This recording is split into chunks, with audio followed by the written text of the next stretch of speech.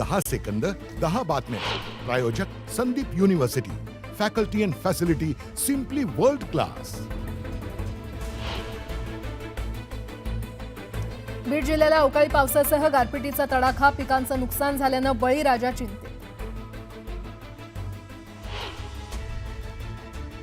जळगाव जिल्ह्यातील पारोळा, अमळनेर आणि चाळीसगावात अवकाळी पावसाचा धुमाकूळ. केळी, ज्वारी, मकासह बाजरी पिकांचं मोठं नुकसान.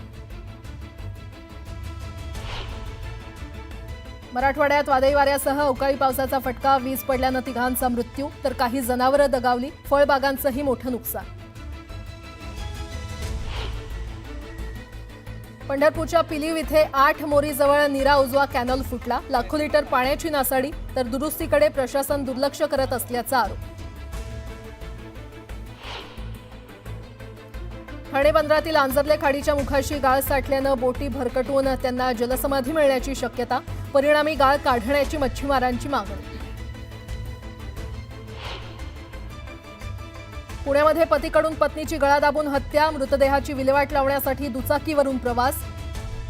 आरोपीला अटक. धाराशिव जिल्ह्यातील हंगरगातूळ इथे शेतकऱ्यांकडून जिल्हाधिकारी कार्यालयासमोर आमरण उपोषण. शेतात दुसऱ्या शेतकऱ्यानं जाणून बुजून पाणी सोडल्यानं नुकसान झाल्याचा आरोप. तक्रार करूनही प्रशासनानं दुर्लक्ष केल्यानं शेतकरी संतप्त.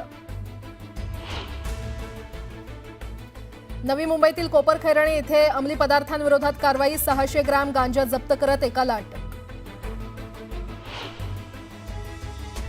परिवहन मंत्री प्रताप सरनाईक यांनी उद्घाटन केलेल्या बस स्थानकाचं काम अर्धवट असतानाच उद्घाटनाचा घाट घातल्यानं प्रवासी संतप्त.